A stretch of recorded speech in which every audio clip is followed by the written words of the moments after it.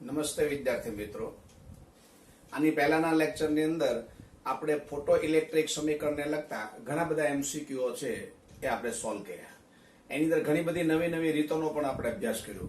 આજે પણ હજી ફોટો ઇલેક્ટ્રિક અસરને લગતા બહુ જ સરસ કહી શકાય એવા એક બે એમસીક્યુ ફરીથી પાછા આપણે જોઈ લઈએ અને પછી એ જોયા પછી આપણે દ બ્રોગલી તરંગ લંબાઈના સંદર્ભની અંદર આ યુનિટની પાછી ચર્ચા કરવાની છે.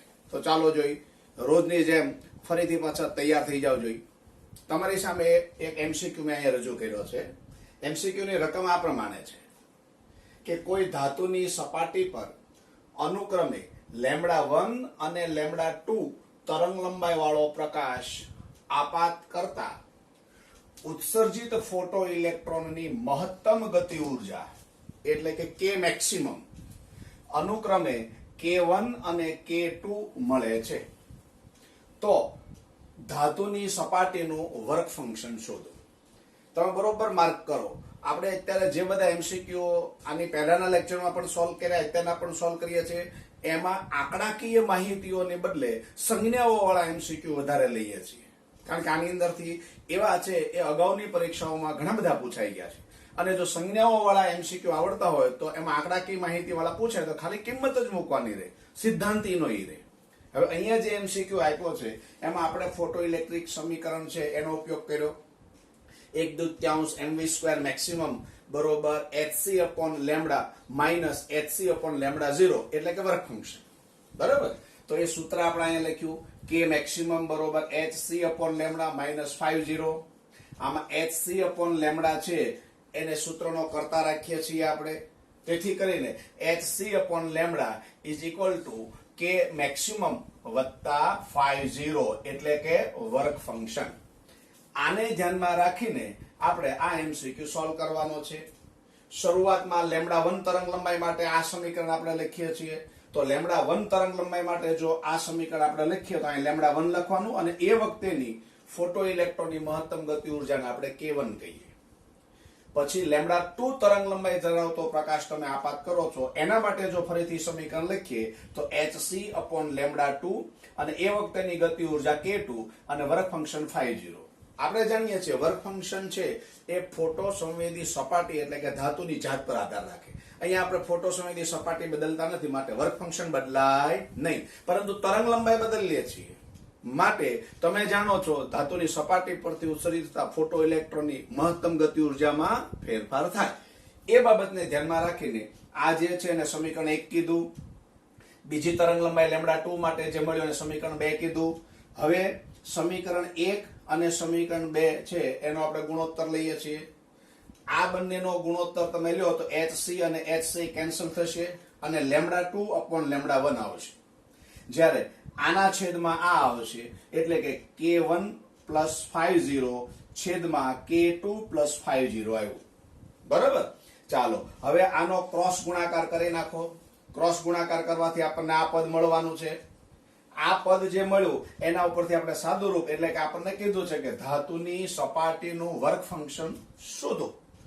તો વર્ક ફંક્શન એટલે 50 છે એને સૂત્રનો કરતા બનાવો તો આપણને જવાબ મળશે 50 બરોબર λ2K2 માઇનસ λ1K1 છેદમાં λ1 માઇનસ λ2, જ્યાં K1 અને K2 એ મહત્તમ ગતિ ઉર્જા છે અને λ1 અને λ2 એ આપાત પ્રકાશની તરંગ લંબાઈ છે.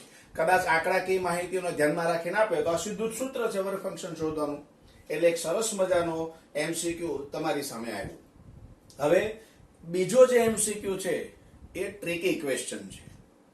જો તમારું મગજ એકદમ અહીંયા કેન્દ્રિત થયેલું હશે, તમે બહુ જ કાળજીપૂર્વક આ રકમ જોશો તો રકમની અંદરથી તમને એનો જવાબ મળી જશે. ગણતરી નહીં કરવી પડે. ઘણી વખત આવા એમસીક્યુ પૂછાતા હોય છે, એ તમને ખ્યાલ આવે એટલે સ્પેશિયલ આપણે આ એમસીક્યુ તમારી સામે રજૂ કરવા તરફ જઈ રહ્યા છીએ. જો બીજો જે એમસીક્યુ છે એ આપણને શું કહે છે કે 4 × 10⁻14 હર્ટ્ઝ જેટલી થ્રેશોલ્ડ આવૃત્તિ ધરાવતી ધાતુની સપાટી પર 5 × 10⁻14 હર્ટ્ઝ આવૃત્તિ ધરાવતો પ્રકાશ આપાત કરતા ફોટો ઇલેક્ટ્રિક પ્રવાહનું મૂલ્ય 1.8 મિલી એમ્પિયર મળે છે. એટલે કે આપેલી ધાતુનું વર્ક ફંક્શન તમને આપી દીધું છે, એના કરતા વધારે આવૃત્તિ વાળો પ્રકાશ આપણે આપાત કર્યો છે, આથી ધાતુની સપાટી ઉપરથી ફોટો ઇલેક્ટ્રોનનું ઉત્સર્જન થાય અને એને કારણે આપણને ફોટો ઇલેક્ટ્રિક પ્રવાહ મળે અને એ ફોટો ઇલેક્ટ્રિક પ્રવાહ 1.8 મિલી એમ્પિયર મળે છે. હવે ખાસ સમજજો કે જો આપાત પ્રકાશની આવૃત્તિનું મૂલ્ય અડધું કરવામાં આવે અને તીવ્રતા 3 ગણી કરવામાં આવે તો ફોટો ઇલેક્ટ્રિક પ્રવાહનું મૂલ્ય ખાલી જગ્યા થશે. કયો જોઈ, વિચારો જોઈ, ન ખ્યાલ આવ્યો? હા, અહીંયા શું તમારે ધ્યાન રાખવાનું? થિયરીમાં આપણે જે વાત કરી હતી યાદ કરવાની છે કે કોઈ પણ ધાતુની સપાટી ઉપરથી ફોટો ઇલેક્ટ્રોનનું ઉત્સર્જન મેળવવું હોય તો ઓછામાં ઓછી થ્રેશોલ્ડ આવૃત્તિ જેટલી તો આવૃત્તિ વાળો પ્રકાશ આપાત કરવો જ પડે. એના કરતા ઓછી આવૃત્તિ વાળો પ્રકાશ આપાત કરો તો ધાતુની સપાટી ઉપરથી ફોટો ઇલેક્ટ્રોનનું ઉત્સર્જન થાય નહીં. અને જો ફોટો ઇલેક્ટ્રોનનું ઉત્સર્જન ન થાય તો પછી પ્રવાહ ક્યાંથી મળે? તો અહીંયા આપણને શું કીધું છે? ભલે તીવ્રતા ગમે એટલી કરી હોય, પરંતુ આપણને એમ કીધું છે કે એની આવૃત્તિનું મૂલ્ય અડધું કરવાનું છે. તો હવે આવૃત્તિ છે એ આપણે આપાત કરતા હતા એ 5 હતી, એનું અડધું કરી નાખો એટલે 2.5 થાય. આ 2.5 એ તમને આપેલી થ્રેશોલ્ડ આવૃત્તિ કરતા ઓછી આવૃત્તિ છે. તો સ્વાભાવિક છે કે થ્રેશોલ્ડ આવૃત્તિ કરતા ઓછી આવૃત્તિ વાળો પ્રકાશ આપાત કરો તો ફોટો ઇલેક્ટ્રોનનું ઉત્સર્જન થાય ન થાય. આથી કરીને જવાબ શું આવે કયો જોઈ? હા, જવાબ આવશે 0. એટલે જ વિદ્યાર્થી મિત્રો કીધું કેટલું સરળ છે કયો જોઈ. ખરેખર મજા આવી ને? જો જોઈ, આ દાખલો ગણવાનો નથી, આ એમસીક્યુ ગણવાનો નથી, આની અંદર કન્સેપ્ટ સમાયેલો છે. જો આવા એમસીક્યુ ની અંદર કન્સેપ્ટ ક્લિયર હશે તો તમે વાંચશો એટલે તરત જ તમને ત્યાં લાઇટ થવી જોઈએ, તો તમે આવા પ્રશ્નોના જવાબ તરત જ આપી શકો. આ જે એમસીક્યુ આપણે અત્યાર સુધી બધા જે સોલ્વ કર્યા એ બધા ફોટો ઇલેક્ટ્રિક અસરને લગતા, એટલે કે આઇન્સ્ટાઈનના ફોટો ઇલેક્ટ્રિક સમીકરણને લગતા હતા. હવે આપણો ટોપિક ચેન્જ થાય છે. હવે આપણે જે ટોપિકની થોડીક વાત કરી અને એને લગતા જે આપણે જેડબલઈ ના એના સંદર્ભમાં એમસીક્યુ સોલ્વ કરવાના છે એ ટોપિક છે દ બ્રોગલી તરંગ લંબાઈ. આ દ બ્રોગલી તરંગ લંબાઈના સંદર્ભમાં હવે પાછા આપણે આ ટોપિકની થોડીક ચર્ચા કરી, એને લગતા નાના નાના સૂત્રો જોઈ અને હવે એના એમસીક્યુ છે એ જેડબલઈ અને એના જેવી જ બીજી સ્પર્ધાત્મક પરીક્ષાઓ માટે ઉપયોગી હોય એવા એની ચર્ચા કરવાની છે. ચાલો વિદ્યાર્થી મિત્રો, આપણે વાત કરી તેમ હવે આપણે દ બ્રોગલી તરંગ લંબાઈના સંદર્ભની અંદર આપણે થોડીક સમજૂતી લેવાની છે અને એના પર આધારિત એવા એમસીક્યુ ની વાત કરીએ છીએ. દ બ્રોગલીના મત અનુસાર આપણે સૌ જાણીએ છીએ કે દ બ્રોગલી નામના સાયન્ટિસ્ટે આપણને શું વાત કરી? તો કે એને આપણને એવું કીધું કે ગતિ કરતું દ્રવ્ય કણ ક્યારેક તરંગ સ્વરૂપે કે ક્યારેક કણ સ્વરૂપે વર્તે છે. ગતિ કરતા દ્રવ્ય કણ સાથે સંકળાયેલા તરંગને દ્રવ્ય તરંગ અથવા તો દ બ્રોગલી તરંગ તરીકે ઓળખવામાં આવે છે. આવા તરંગો ગ્રુપ વેલોસિટી અથવા તો તરંગ પેકેટના સ્વરૂપની અંદર પ્રસરણ પામે છે. આ દ બ્રોગલી આપણને કીધેલી વાત છે. હવે આપણે એના સંદર્ભની અંદર દ બ્રોગલી તરંગ લંબાઈના આપણને સૂત્ર આપેલા છે, બરોબર? એમાં દ બ્રોગલી તરંગ લંબાઈનું એક સૂત્ર તમે જાણો છો, બહુ જ જાણીતું સમીકરણ છે અને ઉપયોગી પણ છે કે લેમ્ડા બરોબર h/p, જ્યાં h પ્લાન્ક અચળાંક છે અને p આપેલો કોણ છે એનું વેગમાન બતાવે છે. હવે આપણે એને વિશે વિચારીએ વેગમાનના સંદર્ભમાં, તો વેગમાન અને ઉર્જા વચ્ચેનો સંબંધ છે એ તો ખૂબ જ જાણીતો છે વિદ્યાર્થી મિત્રો. E બરોબર p²/2m, બરોબર? એના ઉપરથી p ને સૂત્રનો કરતા બનાવો તો વર્ગમૂળની અંદર 2m/e આવે. વેગમાનની આ કિંમત જો આપણે અહીંયા મૂકી દઈએ તો આપણે દ બ્રોગલી તરંગ લંબાઈનું એક નવું સમીકરણ મળે. આ નવું સમીકરણ એ માટે અહીંયા લખવું પડે કારણ કે એના પર આધારિત પણ એમસીક્યુ પૂછાય છે, પૂછાઈ ગયા છે અને પૂછાઈ શકે પણ ખરા હજી, બરોબર? હવે આ વેગમાનની કિંમત જો આપણે અહીંયા મૂકી દઈએ તો દ બ્રોગલી તરંગ લંબાઈનું એક નવું સમીકરણ આપણને મળ્યું, જે સમીકરણ છે h/2me, જ્યાં e છે એ ઉર્જા બતાવે છે. આ ઉર્જા એ ગતિ ઉર્જા પણ હોઈ શકે અને ઉષ્મા ઉર્જા પણ હોઈ શકે. આ ખાસ માર્ક કરો કારણ કે તાપમાનના સંદર્ભની અંદર પણ આપણે આમાં એમસીક્યુ જોવાના છે. એટલે જ આ યુનિટની જ્યારે આપણે ચર્ચા શરૂ કરી યુનિટ નંબર 17 ની અને એમાં આપણા પ્રકરણ નંબર 11 ની ત્યારે શરૂઆતમાં જ્યારે ધાતુનું બંધારણ મેં સમજાવ્યું ત્યારે તમને એમ કીધું હતું કે ભાઈ ધાતુની અંદર રહેલા મુક્ત ઇલેક્ટ્રોનના સમૂહને આપણે ઇલેક્ટ્રોન ગેસ કહીએ છીએ અને વાયુના ગતિવાદના નિયમો છે અને લાગુ પાડવાના છે. બસ એ જે વાત આપણે કરી હતી એ અહીંયા સાકાર થવા તરફ જઈ રહી છે. ચાલો હવે બીજી વસ્તુ કે આપણે જાણીએ છીએ કે જેમ P ની કિંમત આપણે અલગ રીતે અહીંયા મૂકીએ P બરોબર m * v પણ થાય.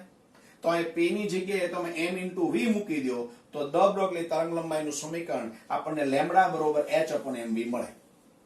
તો આ દ બ્રોગલી તરંગલંબાઈના સમીકરણના આ જુદા જુદા 3 સ્વરૂપ છે. આ સ્વરૂપો આપણે યાદ રાખવાના, કારણ કે કયા સ્વરૂપને ધ્યાનમાં રાખીને MCQ પૂછાય છે એ નક્કી નથી. એટલે આપણે ત્રણેય સ્વરૂપ જો આવડતા હોય તો આપણે આપણા પ્રશ્ન જે છે સોલ્વ કરીએ છીએ એ બાબતને પૂરતો ન્યાય આપીએ.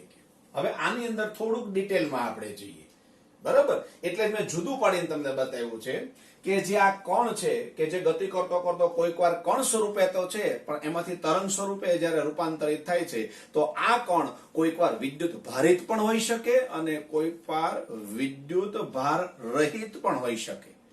તો વિદ્યુત ભારિત કણ હોય તો એને કયો સૂત્ર લાગુ પડે અને વિદ્યુત ભાર રહિત હોય તો એને કયું સૂત્ર લાગુ પડે. આ બે સૂત્રની આપણે હારોહાર ચર્ચા કરવાના છીએ. તો જો પહેલા અહીંયા જે હું સૂત્ર લખું છું એ વિદ્યુત ભારિત કણ સાથે સંકળાયેલ દ બ્રોગલી તરંગલંબાઈ છે.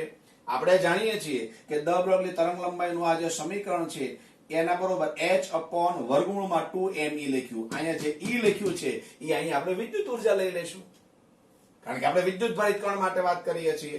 અને આ આપણે અગાઉના પ્રકરણ નંબર 12મા ધોરણના પ્રકરણ નંબર 1 અને 2 ની અંદર જે બધી વાત આવે એ જ વાત પાછી ફરીથી અહીંયા કરીએ છીએ કે v વોલ્ટ વડે જ્યારે કોઈ વિદ્યુત ભારિત કણ છે એને પ્રવેગિત કરવામાં આવે અને જો આ કણ છે એ તરંગ સ્વરૂપે વર્તવા માંડે તો તેની તરંગ લંબાઈ આપણે આ સૂત્ર દ્વારા શોધી શકીએ.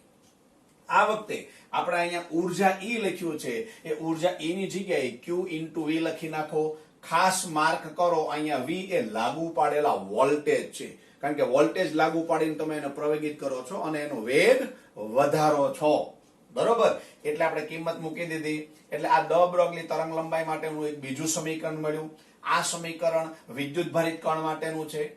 હવે આ વોલ્ટેજ દ્વારા આપેલા કણને પ્રવેગિત કરો, બરોબર? કોઈક વાર આપણે એને ઉષ્મા ઉર્જા આપીએ તો પણ એની ગતિ ઉર્જા વધે છે. તો ઉષ્મા ઉર્જા આપવાને કારણે જો આપેલો કણ છે એની ગતિ ઉર્જા વધતી હોય તો સ્વાભાવિક છે આ જે ઉર્જા કે જે આ કિસ્સાની અંદર આપણે વિદ્યુત ઉર્જા લીધી, પરંતુ જો ઉષ્મા આપવાથી કણની ગતિ ઉર્જામાં વધારો થતો હોય તો મિત્રો આપણે કઈ ઉર્જા લેવી પડે? તો કે આપણે ઉષ્મા ઉર્જા લેવી પડે. અને આપણે વાયુના ગતિવાદની અંદર શીખી ગયા છીએ કે કોઈ પણ વાયુના અણુની ગતિ ઉર્જા 1/2 mv² બરોબર 3/2 kT અથવા તો kBT, જ્યાં k બોલ્ટ્ઝમેનનો અચળાંક છે. બોલ્ટ્ઝમેનના અચળાંકનું મૂલ્ય મોટા ભાગે કેલ્વિનમાં જ આપેલું હોય છે. આથી કરીને તમે તાપમાનના સંદર્ભમાં જ્યારે આવા કોઈ MCQ તમારી સામે આવે અને જો MCQ સોલ્વ કરો અને એ MCQ માં જો ટેમ્પરેચર છે એ સેલ્સિયસમાં આપ્યું હોય તો મિત્રો કેલ્વિનમાં ફેરવવાનું, કારણ કે આ બોલ્ટ્ઝમેનનો અચળાંક k છે એ આપણે કેલ્વિનના સંદર્ભમાં જ લેવાના છીએ. એટલે પાછી બીજી વાત કરીએ કે જો આ ઉર્જા આપણે જે વાત કરી તેમ ઉષ્મા ઉર્જા સ્વરૂપે હોય તો E બરોબર 3/2 kBT લેવું પડે. k લખો તોય ચાલે, બરોબર? પરંતુ k લખવાથી ઘણી વખત આપણે મિસગાઈડ પ્રમાણે થઈએ કે અત્યાર સુધી આપણે ગતિ ઉર્જા એને આપણે કાઇનેટિક એનર્જી અને k કહેતા હતા. હવે પાછું અહીંયા જે k આવ્યો એ બોલ્ટ્ઝમેનનો અચળાંક આવ્યો તો લોચો પડે ને, એ આપણે પાડવા માંગતા નથી. એટલે આપણે અહીંયા kB લખ્યું છે. આપણી સમજણ માટે છે. એકવાર તમારા મગજમાં ગોઠવાઈ ગયું પછી તો તમારે MCQ સોલ્વ કરવાનો છે. સંજ્ઞા તમે જે આપો તમારે MCQ સોલ્વ કરી અને જવાબ સુધી પહોંચી જાઓ, બરાબર? સારું, આપણે ઉર્જાની કિંમત અહીંયા E ની કિંમત છે એ આપણે મૂકી દઈએ 3/2 kT અને જો સાદું રૂપ આપીએ તો આપણને તરંગ લંબાઈ દ બ્રોગલી તરંગ લંબાઈનું સૂત્ર આ પ્રમાણે મળે: h/3m kBT.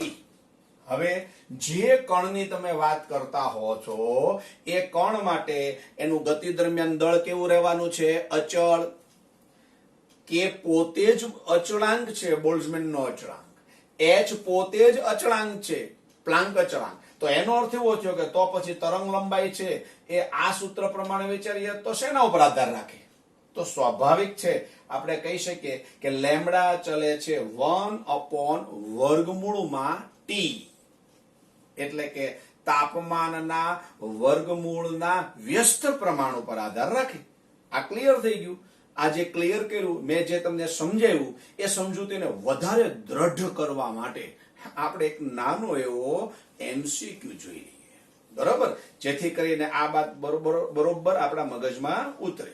ચાલો દોસ્તો, તમારી સામે સરસ મજાનો એક એમસીક્યુ મૂક્યો છે, બરોબર. તમને તરત હવે આઈડિયા આવવા માંડશે. ધીમે ધીમે તમારો કોન્ફિડન્સ છે એ વધવા માંડશે. પ્રકરણના એમસીક્યુ એકદમ સહેલા લાગવા માંડશે અને હવે તમને કામ કરવાનો ઉત્સાહ પણ જાગ્યો હશે. આ ઉત્સાહનો ફાયદો લેવા માટે ચાલો તમારી સામે આ એક એમસીક્યુ છે એ મૂક્યો છે, આપણે સોલ્વ કરીએ. તૈયાર થઈ જાઓ. 627 ડિગ્રી સેલ્સિયસ તાપમાને ન્યુટ્રોનની ડ બ્રોગલી તરંગ લંબાઈ લેમ્ડા હોય તો, જો ન્યુટ્રોન કીધો, ન્યુટ્રોન છે એ વિદ્યુત ભાર વિહીન છે અથવા તો તટસ્થ છે, એની ઉપર પરિણામી ચાર્જ કેવો છે? શૂન્ય. એટલે આપણે QV વાળું સૂત્ર લાગુ પાડશું નહીં. એ આપણે ક્લિયર થઈ. બીજું, અહીંયા તાપમાનને સાંકળ્યું એટલે આપણા સૂત્રમાં તાપમાન પણ આવવું જોઈએ. એટલે તમારી આગળ આ જે બે સૂત્રો તમારી સામે આવે છે એમાંથી કયા સૂત્રો પર પસંદગી ઉતારવી એ તમને તરત જ ખ્યાલ આવે, બરાબર. કે દ બ્રોગલી તરંગ લંબાઈ લેમ્ડા હોય તો 127 ડિગ્રી સેલ્સિયસ તાપમાને દ બ્રોગલી તરંગ લંબાઈ કેટલી? તાપમાન વધારે હતું, હવે તાપમાન ઘટાડીએ તો એની દ બ્રોગલી તરંગ લંબાઈ ઉપર શું થાય તે આપણે સમજવાનું છે. આપણે અહીંયા સમજાવ્યું તેમ લેમ્ડા ચલે છે અથવા તો લેમ્ડા એ કોની ઉપર આધાર રાખે છે? તો કે તાપમાનના વર્ગમૂળના વ્યસ્ત પ્રમાણ ઉપર આધાર રાખે છે. એટલે કે લેમ્ડા ચલે છે 1/√T પરથી. જો આપણે અલગ અલગ તાપમાન માટે લખવું હોય તો 627 ડિગ્રી સેલ્સિયસ હોય એ વખતેની તરંગ લંબાઈને લેમ્ડા 6 to 7 કયો. 127 ડિગ્રી સેલ્સિયસ વખતે જે હોય એને લેમ્ડા 1 to 7 કયો. એ વર્ગમૂળના વ્યસ્ત પ્રમાણમાં છે એટલે ટેમ્પરેચર છે એ અલગ અહીંયા લખી નાખો. અહીંયા 127 273 શું કામ પ્લસ કરીને ક્યાં ઉમેર્યા કયો જોઈ? શા માટે? હા, બરોબર, કારણ કે તાપમાન શેમાં ફેરવવું પડશે? કેલ્વિનમાં. એટલે આપણે કર્યું. એવી જ રીતે છેદમાં જે લખ્યું છે એને પણ કેલ્વિનમાં ફેરવ્યું. બહુ જ સરળ છે, બરાબર. આનો સરવાળો કરો એટલે અહીંયા 400 આવે, અહીંયા 900 આવે. સાદું રૂપ આપો એટલે 2/3 આવે. અને ફરીથી તમારા મગજની અંદર એક વાત બરોબર દ્રઢ રીતે ગોઠવાઈ જાય એટલે પાછી અહીંયા એક નાની એવી નોંધઈ લખી છે કે તાપમાન હંમેશા કેલ્વિનમાં જ લેવું. વિદ્યાર્થી મિત્રો પાછો કે આવ્યું હો, કોઈ જાતનો ગોટાળો કરશો નહીં, બરોબર મગજમાં રાખજો. કે જે આવતો હોય તે સૂત્રની અંદર તો કે બીજ લખેલું છે, અહીંયા કે તો કેલ્વિન તાપમાનનો એકમ લખ્યો છે. બહુ મજા આવી વિદ્યાર્થી મિત્રો. હજી આવા બીજા એમસીક્યુ જોવા છે, કારણ કે આ તો આપણે વાત કરતા કરતા અહીંયા પહોંચ્યા, આપણને યાદ આવ્યું એટલે તરત ને તરત આ પ્રશ્ન લીધો. પણ આ બધા સૂત્રોનું શું લેવા પડે ને ભાઈ, આના ઉપરથી નહીં પ્રશ્નો પૂછાય છે. તો ચાલો હવે આપણે આના ઉપરથી પ્રશ્નો લઈએ. બહુ જ સરળ છે. ચાલો હવે આપણે દ બ્રોગલી તરંગ લંબાઈ છે એના બીજા એમસીક્યુ સોલ્વ કરવા છે મિત્રો. આપણે વાત થઈ તે પ્રમાણે નવી નવી વેરાયટીના આ ટોપિકને લગતા બધા જ એમસીક્યુ આપણે અત્યારના કવર કરી લઈએ છીએ, બરોબર. આમ તો મોટા ભાગના જોયા છે. હવે આપણે વિદ્યુત ભારિત અને વિદ્યુત ભાર રહિત કણોના સંદર્ભની અંદર દ બ્રોગલી તરંગ લંબાઈ છે ને ભાઈ, એની ચર્ચા કરીએ. જો તમારી સામે એક એમસીક્યુ મૂક્યો છે. રકમ કઈ પ્રમાણે આપેલી છે? તો કે એક કણની ગતિ ઉર્જા 9 ગણી વધારતા તેની દ બ્રોગલી તરંગ લંબાઈના મૂલ્યમાં ટકાવારીમાં કેવો અને કેટલા પ્રમાણમાં ફેરફાર થાય? વિકલ્પ તો આપ્યા જ હશે. આપણે આ વાત કરીએ છીએ પ્રમાણે વિકલ્પ લખીને સોલ્વ કરીએ એના કરતા ગણીને સોલ્વ કરીએ. 1 આંકરે 2 પક્ષી. JEE ની પરીક્ષામાં તમારે અમુક માર્કની અંદર દાખલા ગણીને આપવાના, એની પ્રેક્ટિસ થાય અને દાખલો ગણો એટલે જવાબ આવે એ ખાલી વિકલ્પની અંદરથી શોધવાનો જ છે. એ થિયરી પ્રમાણે આપણે આ બધું આખું કામ છે ને એ આગળ વધારીએ છીએ. સારું, તો અહીંયા ખાસ માર્ક કરો કે તમને જે કણ આપ્યો છે એના કોઈ વિદ્યુત ભારની વાત કરી છે નહીં, બરોબર, આ વિદ્યુતભાર રહિત કણ છે. તો વિદ્યુતભાર રહિત કણ જ્યારે ગતિ કરતો કરતો જતો હોય ત્યારે તેની દબરગલી તરંગ લંબાઈ તરંગ તરીકે વર્તે. ત્યારે જો એની દબરગલી તરંગ લંબાઈ શોધવી હોય તેના માટેનું સૂત્ર શું છે? લેમ્ડા બરોબર h છેદમાં વર્ગમૂળમાં 2me. એમાં કણનું દળ અહીંયા બદલાતું નથી આપણા પ્રશ્નમાં. h નો કોઈ પ્રશ્ન નથી, 2 નો કોઈ પ્રશ્ન નથી. એટલે કે આની અંદર 2m અને h એ અચળ છે. આથી આપણે જે સૂત્ર વાપરી શકીએ કયું વપરાય? કયો જોઈ? લેમ્ડા ચલે છે 1/√e. અહીંયા જુદી જુદી બે તરંગ લંબાઈ અને એને અનુરૂપ જુદી જુદી બે ઉર્જાઓની આપણે વાત કરવા માંગીએ છીએ. માટે આ સમીકરણને એ બંનેના સંદર્ભમાં લખીએ તો લેમ્ડા 1/લેમ્ડા 2 ઇઝ ઇક્વલ ટુ વ્યસ્ત સંબંધ છે એટલે વર્ગમૂળમાં E2/E1. પરંતુ પછી જે આપણે ઉર્જા વધારવાની છે એ પ્રારંભમાં હતી એના કરતા 9 ગણી કરવાની છે. બરોબર, તો E2 બરોબર 9E1 છે. એટલે અહીંયા E2 ની જગ્યાએ શું મૂકવાનું? 9E1 મૂકવાનું. E1 અને E1 કેન્સલ થઈ જાય. વર્ગમૂળમાં 9 આવ્યા એટલે કે 3 થઈ જાય. તમારે લેમ્ડા 2 છે એને સૂત્રનો નાથ બનાવો. બરોબર, હા. એટલે lambda 2 is equal two 1/3 lambda 1 થાય. અહીં સુધીની સમજૂતી સરળ છે, પરંતુ ટકાવારીમાં કેવો અને કેટલો કીધો છે એનું અર્થઘટન અહીંથી હું હવે તમને આપવા માંગુ છું. એક નવી વાત થઈ જે ઘણા બધા યુનિટની અંદર અલગ અલગ રીતે તમારે એ આવશે, આવી ગઈ હશે, અને જો આવે તો તમને ખ્યાલ આવે તે માટે. બરોબર સમજો. 1/3 એટલે 0.33 થાય ભાઈ. બરોબર, એટલે લેમ્ડા 2 બરોબર 0.33 લેમ્ડા 1. અહીંયા જવાબ આપણા માટે આ પ્રશ્નને અનુરૂપ પૂરો થતો નથી. શું કામ? તો કે આપણે ટકાવારીમાં આપવાનું છે ને ભાઈ, એટલે એનો અર્થ શું થાય? તો કે ભાઈ 0.33 એટલે એને 1 ઓછા 0.67 લખાય ને. બરોબર, એટલે અહીંયા આપણે શું કર્યું? 0.33 ની જગ્યાએ 1 ઓછા 0.67 લખ્યું. એટલે પછી લેમ્ડા 1 તો ગુણાકારમાં છે જે મૂકી દીધું. એટલે લેમ્ડા 2 બરોબર શું મળ્યું? લેમ્ડા 1 ઓછા 0.67 લેમ્ડા 1.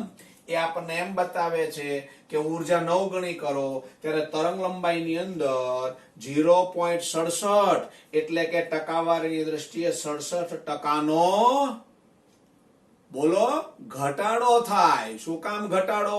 તો કઈ ઋણ નિશાની છે ને ભાઈ, એની બદલે જો પ્લસ આવ્યું હોત તો વધારો થાત. તો હવે આ જે છે એની અંદર કેવા ફેરફાર કરે?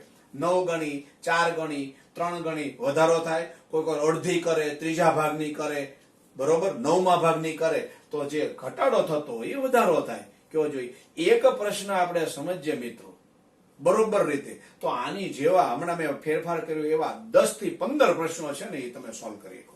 એટલે આપણો આશય જ છે કે એક પ્રશ્ન એવી રીતના સમજવાનો કે જેથી કરીને તમે બીજા 15 પ્રશ્નો સોલ્વ કરી શકો. હા, હાદી ભાષામાં કહું ભાઈ તમને, હું તમને એ કહેવા માંગુ છું કે એક પ્રશ્ન બરોબર સમજો તો તમને બીજા 10 પ્રશ્નો છે એ સોલ્વ કરવાનું, એ સાબિત કરવાનું પુણ્ય પ્રાપ્ત થાય. એ આપણે અત્યારના કરી રહ્યા છીએ. એટલે જયારે એક પ્રશ્ન સોલ્વ કરીએ એટલે સમજવાનું એની સામે આપણે 10 સોલ્વ કર્યા. એટલે આપણે આ બધા ઊંડાણપૂર્વક સમજીએ છીએ અને એ જ કરવાનું છે. એ જ આવતી પરીક્ષા માટે આપણે કામનું છે અને એના માટે જ આપણે આ અભિયાન શરૂ કર્યું છે. બોર્ડે એ માટે જ આખી આ વ્યવસ્થા ઊભી કરી છે. ચાલો આ વ્યવસ્થાના ભાગમાં હવે એક બીજો પ્રશ્ન છે એની પણ ચર્ચા કરીએ.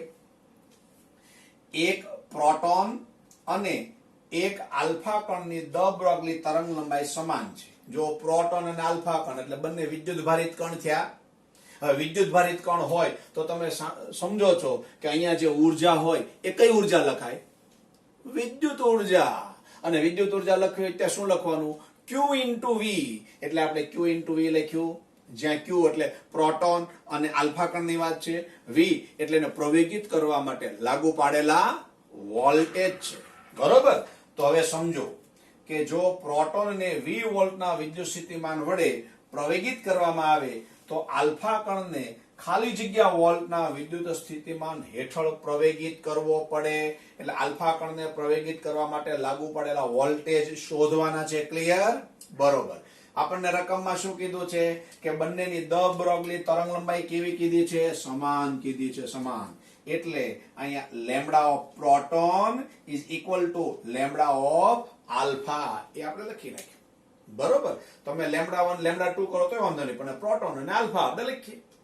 બરોબર, હવે અહીંયા વિદ્યુત ભારિત કણ માટેનું આ સૂત્ર આવે છે. બરોબર, આ સૂત્રની અંદર આલ્ફા અને પ્રોટોન બંનેના દળ સમાન નથી એટલે એમ રહેશે, બંનેના વિદ્યુતભાર સમાન નથી માટે એ રહેશે.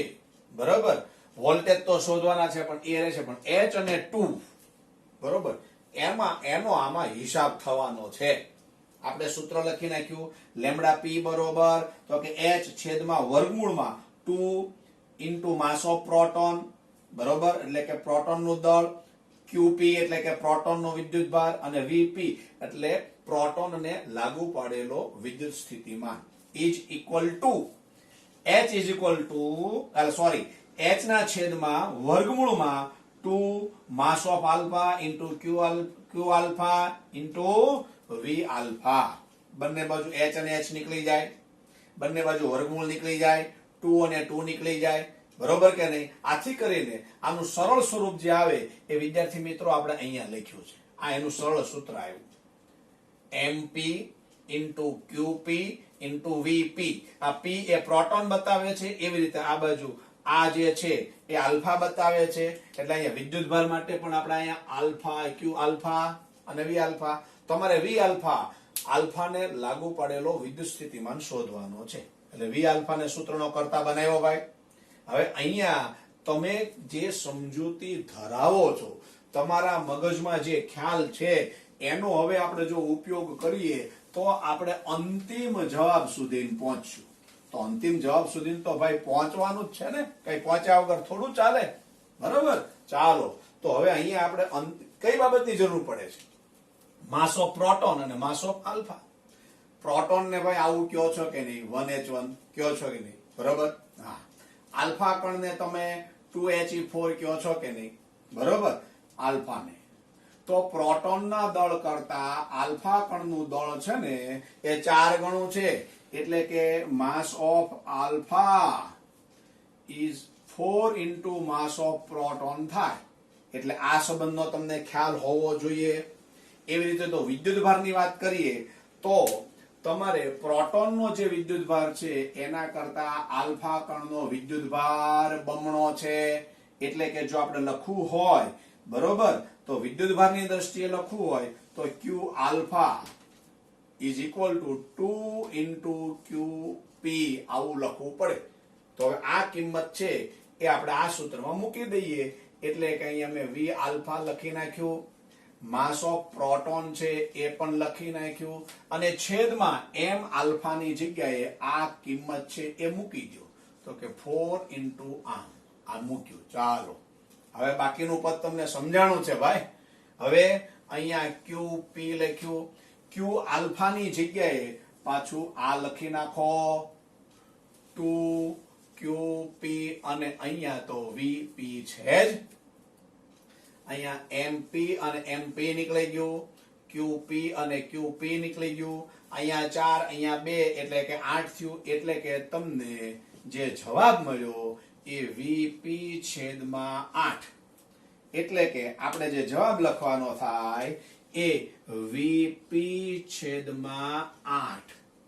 એટલે કે આલ્ફા કણના પ્રવેગિત કરવા માટે પ્રોટોનને જ્યારે પ્રવેગિત કર્યો તો ત્યારે જેટલું વિદ્યુત સ્થિતિમાન લાગુ પડ્યું હતું એના 8મા ભાગનું. એટલે VP જો વિકલ્પની અંદર ન આપ્યું હોય, V/8 આપ્યું હોય, અથવા તો 1/8 ગણું આપ્યું હોય તોય જવાબ ઈ જ આવે. આ તો તમને ખ્યાલ છે. જો આ બધા પ્રશ્નોની આપણે ચર્ચા કરી. દ બ્રોગલી તરંગ લંબાઈની અંદર બધી જ રીત આપણે કવર કરી લીધી છે. બરોબર, હવે આ જે યુનિટ છે આપણું યુનિટ નંબર 17, એમાંનું આપણું પ્રકરણ નંબર 11 જે આવે છે 12મા ધોરણ પ્રમાણે, એની અંદરના મોટા ભાગના પ્રશ્નો છે ને એ આપણે સોલ્વ કર્યા છે. ખૂબ જ વિસ્તારપૂર્વક એના કોન્સેપ્ટ ક્લિયર કરી અને આપણે શીખ્યા છીએ. પણ હજી વાત પૂરી થતી નથી. વાત ત્યારે જ પૂરી થવાની કે આ પ્રકરણને ધ્યાનમાં રાખીને કેટલા આલેખો આવે છે, ખ્યાલ છે તમને? એ આલેખોની ચર્ચા કરવાની છે. આલેખ ઉપરથી બધા ટ્રિકી ક્વેશ્ચન પૂછાય છે, એ આલેખની વિવિધતા જોવાની છે. એટલે હજી આપણે સહેજે આની અંદરથી ઊભા થવાનું નથી. હા, આજના લેક્ચરનું કામ અહીંયા આપણે પૂરું કરીએ છીએ, પણ ફરીથી આ જ યુનિટના સંદર્ભની અંદર JEE અને નીટ તથા ગુજકેટ અથવા તો બીજી બધી સ્પર્ધાત્મક પરીક્ષાઓ તમારે જે લાગુ પડે છે એના સંદર્ભની અંદર હજી આ યુનિટ નંબર 17 છે, બરોબર, એની ચર્ચા આપણે કરવાની છે. બધા વિદ્યાર્થી મિત્રોનો ખૂબ ખૂબ આભાર. જય ભારત, જય હિન્દ,